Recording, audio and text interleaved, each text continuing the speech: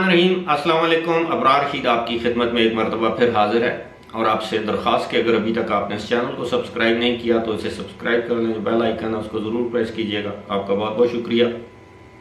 ممکن ہے آج اس ویڈیو کی سکرین پر آپ کو میرا انسٹاگرام کا جو آئی ڈی ہے وہ آپ کو نظر آ رہا ہوگا۔ اگر آپ مناسب سمجھیں تو آپ مجھے اس پر بھی فالو کر سکتے ہیں۔ ایک مرتبہ پھر آپ کا شکریہ۔ رانا ثناء اللہ کی گرفتاری اب صوبائی حکومت یعنی پنجاب کی حکومت اور مرکزی حکومت کے مابین یا درمیان ایک بہت بڑا ایشو بن گئی ہے۔ آج ایک مرتبہ پھر رانا ثناء اللہ کو گرفتار کرنے کے لیے پنجاب پولیس اور اینٹی کرپشن اسٹیبلشمنٹ جو ہے اس کے اہلکار تھانہ سیکریٹریٹ پہنچے اور رانا ثناء اللہ کی گرفتاری چاہی۔ اب ظاہر ہے رانا ثناء اللہ کو گرفتار نہیں کیا گیا اور اس پر بڑا واویلا۔ اب میں اس پر عدالت سے بھی پہلے رجوع کیا گیا کہ یہ عدالت رانا ثناء اللہ کے خلاف توہین عدالت کا مقدمہ چلائے۔ ہماری بڑی بدقسمتی ہے، یہ ٹٹ فار ٹیٹ، ایک کے خلاف مقدمہ پھر اس کے جواب میں دوسرے کے خلاف مقدمہ۔ آپ کو یاد ہوگا کہ جب عمران خان کے خلاف دہشت گردی کا مقدمہ قائم کیا مرکزی حکومت کی جانب سے اسلام آباد میں، تو لاہور میں مریم اورنگزیب اور جو وفاقی وزیر ہیں میاں جاوید لطیف ان کے خلاف مقدمہ درج کیا گیا۔ پھر پشاور میں ان کے خلاف مقدمات درج کیے گئے، ڈی آئی خان میں ان کے خلاف مقدمات درج کیے گئے اور سرکار کی مدیت میں اب یہ مقدمہ جو آپ کے علم میں ہے کہ آئی تھنک فرائیڈے کو یہ جب گرفتار کیا گیا یا حراست میں لیا گیا دو افراد کو، ایک سینیٹر سیف اللہ خان نیازی جو کہ عمران خان کے دست راست ہیں اور فارن فنڈنگ کیس میں، اور ایک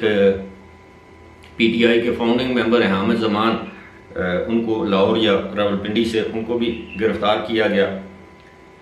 تو اس دن ایک ویڈیو میں نے کہا تھا کہ طارق شفیع بھی گرفتار ہو چکے، طارق شفیع کی گرفتاری کے لیے چھاپے جاری ہیں، وہ گرفتار نہیں ہوئے ابھی تک۔ لیکن اب اس کے جواب میں رانا ثناء اللہ کے خلاف یہ ایک اینٹی کرپشن اسٹیبلشمنٹ نے پرانا کیس نکالا ہے۔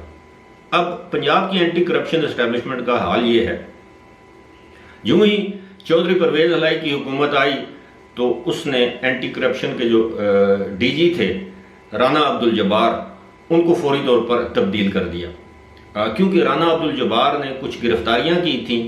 ایک فیصل آباد میں ایک اراضی تھی جس میں کروڑوں روپے کے گھپلے سامنے آئے تھے اور مبینہ طور پر وہ اراضی جو ہے وہ حاصل کی تھی فرح گوگی کے ساتھ مل کر، فرح گوگی کی والدہ کے نام پر تھی اور اس طرح، تو اس میں اس کا نام آ رہا تھا فرح گوگی کا، فرح گوگی کے خاوند کا احسن جمیل گجر کا اور ان کی والدہ کا، اور میرا خیال ہے ان کی والدہ کا نام بھی بشرا ہے، بشرا خان۔ تو جو ہی یہ حکومت چودھری پرویز الہی کی حکومت اقتدار میں آئی تو سب سے پہلے انہوں نے یہ کیس جو ہے وہ بند کر دیا اور جو گرفتار لوگ تھے ان کو رہا کر دیا کہ جی اب یہ کیس بنتا ہی نہیں ہے۔ اب اسی اینٹی کرپشن ڈپارٹمنٹ نے کوئی ایک اور صاحب ہیں جو ان کے ڈائریکٹر ہیں، انہوں نے رانا ثناء اللہ کے خلاف یہ کیس بنا کے ان کو 2-3 نوٹسز دیے، وہ حاضر نہیں ہوئے اور اس کے بعد ان کے خلاف گرفتاری کے وارنٹ عدالت نے جاری کر دیے۔ یہ معاملہ کیا ہے؟ معاملہ یہ ہے کہ اب عدالتوں تک یہ پی ٹی آئی کی ایک عادت ہے، عادت بن چکی ہے، بنا دی گئی ہے۔ ماضی میں آپ کو پتہ ہے کہ عدالتوں کی جانب سے ان کو آؤٹ آف دی وے جا کے ریلیف دیا گیا۔ 2017 اور 18 میں پی ٹی آئی کے تمام مخالفین کو دیوار سے لگایا گیا عدالتوں کے ذریعے، ان کے خلاف فیصلے آئے، چاہے وہ میاں نواز شریف ہوں، چاہے وہ اپنا حنیف عباسی ہوں، ان کو الیکشن سے ایک دن پہلے نائل کیا گیا کیونکہ وہ شیخ رشید سے جیت رہے تھے۔ اس کے بعد آپ نے دیکھا کہ کس طرح ان کو ریلیف مل رہا ہے، ان کو انگلی پکڑ کر چلایا گیا، ان کو فوج کی حمایت حاصل تھی، آئی ایس آئی کی حمایت حاصل تھی، انٹیلیجنس بیورو کی حمایت حاصل تھی۔ اب ان سے یہ حمایت جب چلی گئی ہے تو اب ان کو تکلیف ہے اب وہ پھر عدالتوں کا سہارا لے رہے ہیں. آج ہی اسلام آباد ہائی کورٹ میں ایک ریٹ پٹیشن، ایک درخواست دائر کی تھی اسلام آباد میں دفعہ 144 کے خلاف. وہ تحریک انصاف کے سیکرٹری جنرل اسد عمر نے یہ درخواست دائر کی کہ جی دفعہ 144 کو ختم کیا جائے. تو اور اسلام آباد میں یہ غیر قانونی ہے اس دفعے کا نفاذ. اور آپ کو پتہ ہے کہ دفعہ 144 جو 2 مہینے کے لیے لگایا گیا ہے، یہ جو ممکنہ لانگ مارچ ہے اس کو روکنے کے لیے. تو آج چیف جسٹس اطہر من اللہ نے بڑی زبردست بات کی. انہوں نے کہا کہ جی آپ ہمیں یہ بتائیں کہ جب آپ کی حکومت تھی مرکز میں تو آپ نے اسلام آباد میں کبھی دفعہ 144 نہیں لگایا. اس کے بعد انہوں نے کہا کہ آپ کے پاس 2 صوبوں کی حکومتیں ہیں، جائیں وہاں پر اس دفعے کو ختم کر دیں. وہاں پر کبھی آپ نے نہیں لگایا، یا اب بھی کسی علاقے میں دفعہ 144 نہیں ہے. اب مثال کے طور پر آج اگر نون لیگ کے جو کارکن ہیں وہ لاہور میں جلوس نکالتے ہیں کسی مخصوص علاقے میں، تو ظاہر ہے وہاں کی حکومت دفعہ 144 نافذ کر دے گی. تو جسٹس اطہر من اللہ نے ان سے یہ کہا کہ یہ ایک ایڈمنسٹریٹو ڈیسیژن ہے، انتظامی فیصلہ ہے، اس میں ہم مداخلت نہیں کر سکتے انتظامیہ کے ہر معاملے میں. اور انہوں نے کہا جی ہمیں انہوں نے کہا کہ جلسے جلوس کی اجازت نہیں دی جا رہی. انہوں نے پھر جسٹس صاحب نے کہا کہ جناب اس کا ایک طریقہ کار ہے، آپ انتظامیہ کو درخواست دیتے ہیں کہ جی ہم نے فلاں جگہ ایک جلسہ کرنا ہے، تو آپ کو اجازت مل جائے گی اگر آپ ان شرائط پر پورا اترتے ہیں. تو عدالت نے صاف طور پر کہہ دیا. بعد میں یہ فیصلہ محفوظ کیا گیا، لیکن اب میں جب ویڈیو بنا رہا ہوں تو یقیناً یہ فیصلہ ان کے خلاف آئے گا کہ یہ عدالت کا کام نہیں ہے. اب یہ ہر معاملے کو عدالت لے کر چلے جاتے ہیں، جس میں ان کے حق میں فیصلہ ہو وہ کہتے ہیں جی زبردست، جی چیف جسٹس اطہر من اللہ جیسا تو کوئی جج آیا ہی نہیں پاکستان کی تاریخ. کوئی فیصلہ ان کے خلاف آ جائے یا تحقیقات شروع ہو جائیں تو اس کے خلاف سوشل میڈیا پر گالی گلوچ بریگیڈ سرگرم عمل ہو جاتی ہے، ٹرینڈ چلائے جاتے ہیں. یہی جسٹس اطہر من اللہ تھے جن کے خلاف کیا کچھ بکواسات نہیں کیے گئے سوشل میڈیا پر. پھر یہی چیف جسٹس ہیں جن کی تعریف عمران خان نے کرنی شروع کی تو سب تعریفوں کے پل باندھ رہے ہیں. معاملہ یہ ہے کہ یہ عمران خان جو کچھ کہتے ہیں وہی ان کی پارٹی کے لوگ اس لائن کو لیتے ہیں. اب یہ ان کی صورتحال وہی ہے. اب ان سے وہ سارے معاملات چلے گئے.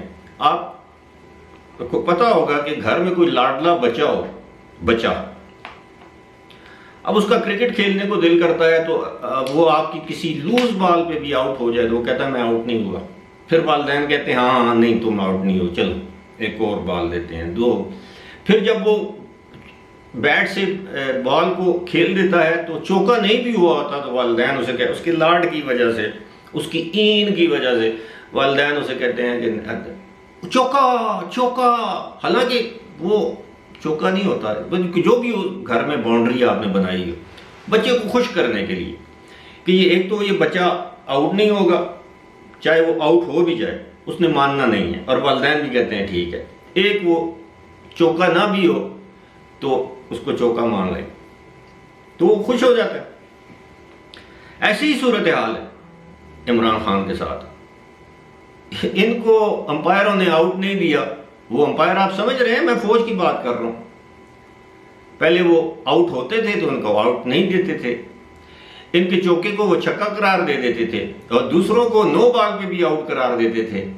اب جب کہ انہوں نے واقعی نیوٹرل امپائر کا رول ادا کیا ہے جس میں ریویو کرنے کی بھی ضرورت نہیں ہے کہ یہ کلین بولڈ ہوئے ہیں پارلیمنٹ میں، لیکن یہ کہہ رہے ہیں کہ نہیں امپائر کو چاہیے کہ وہ کہے کہ یہ 9 بال ہے میں نہیں آؤٹ ہوں.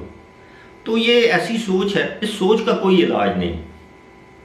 آپ یقین کیجئے اس سوچ کا کوئی علاج نہیں. میں نہ مانوں، جس بندے نے یہ ٹھان لیا کہ میں نہ مانوں پھر اس کو ایک دن ماننا پڑتا ہے. لیکن میرا خیال ہے وہ محاورہ نہیں استعمال کرنا چاہیے کہ لاتوں کے بھوت باتوں سے نہیں مانتے.